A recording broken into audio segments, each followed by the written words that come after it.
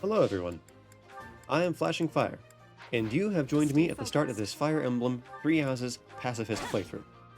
In this run, we will attempt to complete the game on maddening difficulty while defeating as few enemies as possible.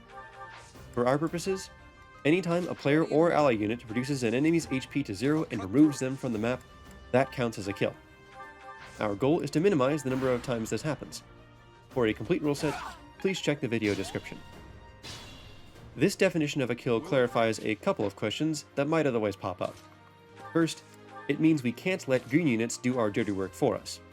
Second, it means that we can cut through individual HP bars of monsters as long as we leave at least one remaining. In most Fire Emblem games, this would be an extremely difficult goal to pursue. The whole point of enemies is to stop you from completing map objectives, and the intended response in most cases is to defeat them. By contrast, 3 Houses facilitates this challenge in several ways. First, the majority of maps have the objective of defeating one boss enemy, or perhaps a few bosses. Second, the game gives you a plethora of powerful movement options that allow you to fly past your foes. Third, this game has gambits, which can freeze enemies in place for a turn. Some of them even move enemies around, which is especially valuable. One consequence of minimizing kills is that our pool of experience points is drastically reduced. We'll have to funnel that limited resource into 3 main units, and the rest of our army will scavenge for leftovers. Because new units join at a higher level the longer you wait to recruit them, we are incentivized to delay recruitment for as long as we can. However, the sooner we recruit units, the sooner we can customize them to serve specific purposes, so a balance will have to be struck. Notably, using white magic allows a unit to gain experience without harming enemies. Over the course of this run, this will give us a significant amount of levels, stats, and skill experience. We will occasionally have to grind, which is allowed within the rule set.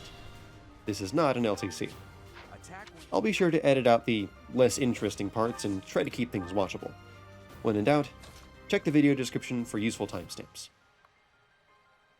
Now, nothing within the rule set explicitly forces me to pick a certain route. However, if you've been following the action so far, it won't surprise you to know that I'm going with Claude and the Golden Deer. There are a lot of reasons why, and they'll become apparent as the run progresses.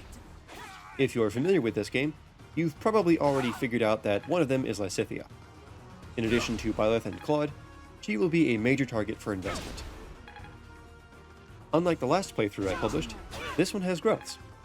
That comes with a lot of randomness, and sometimes my best recording is not the one with the best level ups. I will occasionally present footage that does not correspond to the actual run, even though the moves are the same. When I do, I will use the description to mention that as well.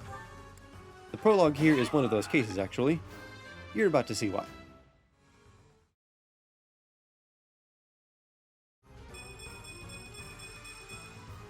We must all do our part.